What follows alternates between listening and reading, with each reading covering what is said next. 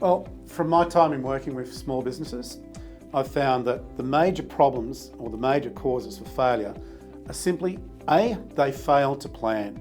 They don't know where they're going, they just go in each day, day after day. They don't think about where they're going, where they want to take their business. So they don't factor in the growth and the problems that come from it. The second issue is some businesses just grow too quick, which means that their cash flow requirements outstrip their ability to be able to fund the goods and the services and the employees they need to meet their obligations of their clients and their customers.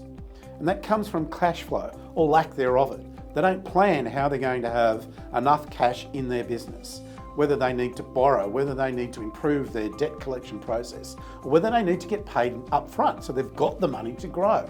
It's all about the cash at the end of the day. So for me, they're the three biggest issues that cause small businesses to fail. Look, when you go on holidays, do you just jump on a plane? Or do you think about where you're going to go, where you're going to stay, what sites you're going to visit, which cities you're going to go to? Most people spend more time planning their holidays than they do about planning their business. So it's really important that you understand where your business is now and where you're going to take it and the steps that you have to take to get it to that next location. Growth is absolutely good, but it needs to be controlled. I've seen many businesses struggle and often sometimes fail because when they grow, they might get sales for $1 million, but they only have the capacity, the people, the location to handle 500,000. So all of a sudden they're disappointing their clients and their clients start to fall off because the service isn't there, the quality is not there, the time frame of the delivery of the service isn't there.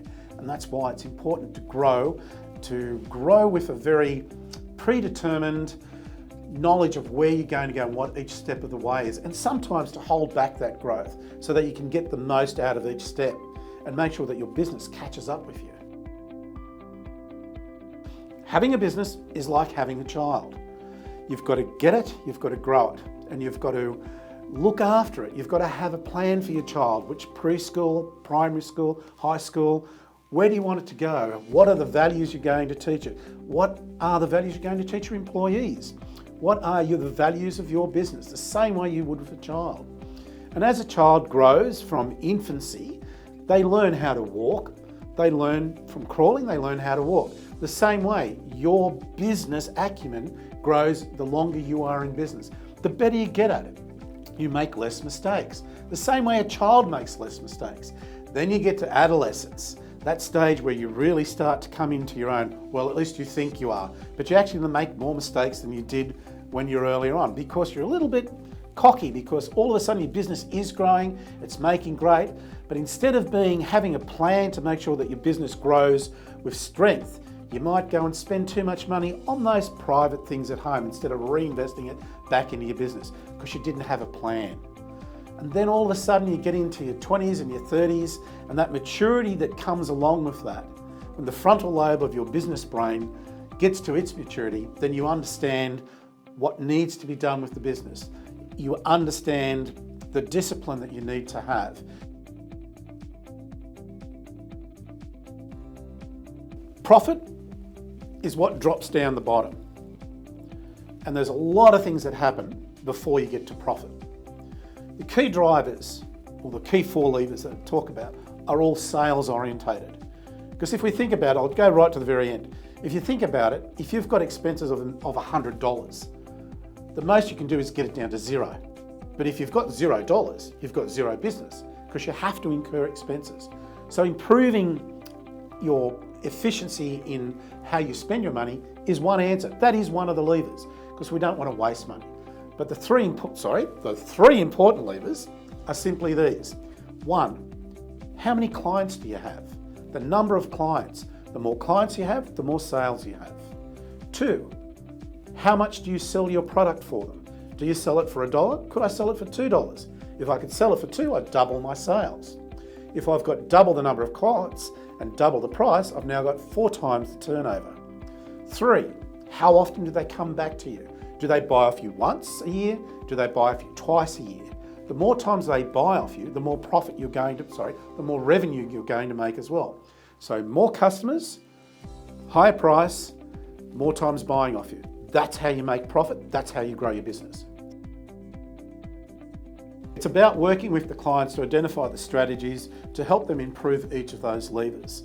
And it might be working on, for example, how do you market your business better to get more clients of the type that you want? And that's an important factor as well. You don't want to be selling or getting in clients who aren't the type that you want. So you really need to be clear on what your target market is. And then you need to devise a marketing strategy to approach and get to your target market. Now, it might be things like specific mailing lists to specific clients potential clients you've identified, as opposed to what I call shotgun marketing, such as putting an ad in the local newspaper, which attracts all sorts of people and businesses to you. One client simply said, he makes shit happen. Another client said to me, where have you been? Why haven't I been with you for a lot longer than this? And pretty much that makes me feel really good, because that means that makes me feel warm inside, because that's why I became an accountant, to help small businesses achieve their goals and their aspirations. There's an old saying, give a man a fish and he'll feed his family for the night. Teach him to fish and he'll eat for the rest of his life, or something like that. So my preference is to educate my clients, to teach them with the basic tools and knowledge that I have, that I've accumulated over the years, and that is basic knowledge for successful businesses. The reality of it is, there's no point me running the marathon for you. It doesn't make you a gold medalist. You need to learn how to run the marathon yourself. But I'll do everything I can to coach you to get you there.